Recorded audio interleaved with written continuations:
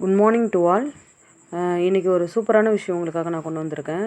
என்னென்னு பார்த்தீங்கன்னா, ஒரு 10 டேஸ்க்கு முன்னாடி நான் ஒரு சீடை நட்டு வச்சுருந்தேன். அதை எப்படி நடவு பண்ணுறதுன்னு உங்களுக்கு இந்த வீடியோவில் நான் ஃபுல்லாக எக்ஸ்பிளைன் பண்ண போகிறேன். அதுக்கு நான் ஃபஸ்ட்டு ஒரு க்ரோ பேக் எடுத்துக்கிறேன். இந்த க்ரோ பேக்கோட சைஸ் 12க்கு 12 இன்ச்சு சொல்லுவாங்க, சரிங்களா? இது ஆன்லைனில் ஆர்டர் பண்ணது தான். நான் உங்களுக்கு இதோட டீட்டெயில்ஸ்லாம் உங்களுக்கு டிஸ்கிரிப்ஷனில் கொடுக்குறேன். அண்ட் தென் இந்த மண்கலவை எப்படி ரெடி பண்ணுறோன்னு பாருங்கள். ஃபஸ்ட்டு மண், இலைத்தலை, காஞ்ச இலைத்தலை, கொக்கோபீட், இது 3 சம அளவு நான் எடுத்துக்கிறேன்.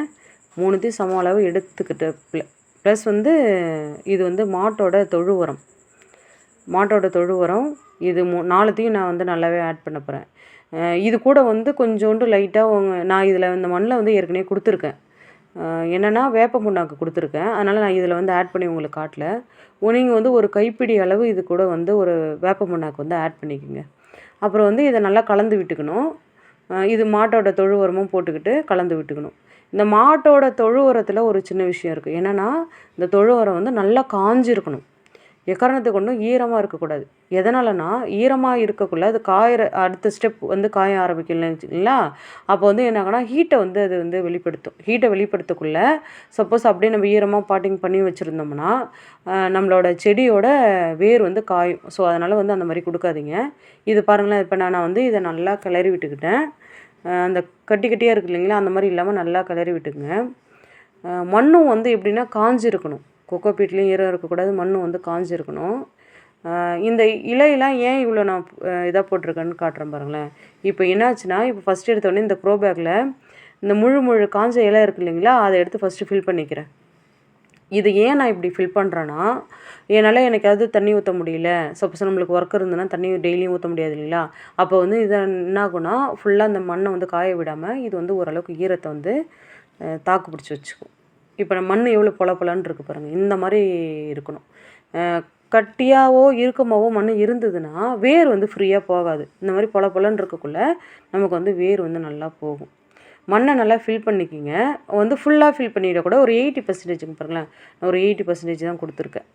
இப்போ என்னோடய செடிக்கு தகுந்த அளவு நான் இதில் பள்ளம் பறிச்சிக்கிறேன். இங்கே பாருங்கள், லைட்டாக போதும்.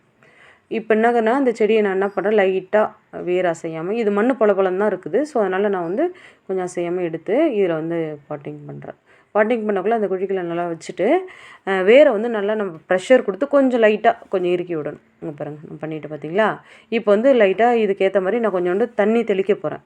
தண்ணி ஊற்றிடாதீங்க. ஃபஸ்ட்டு பாட்டிங் பண்ணோடனே தண்ணி ஊற்றிடாதீங்க. தண்ணி தெளித்து மட்டும் விடுங்க. தண்ணி தெளித்து மட்டும் விட்டாலே போதும். தண்ணி ஊற்றினா மண் திருப்பி கரையும்.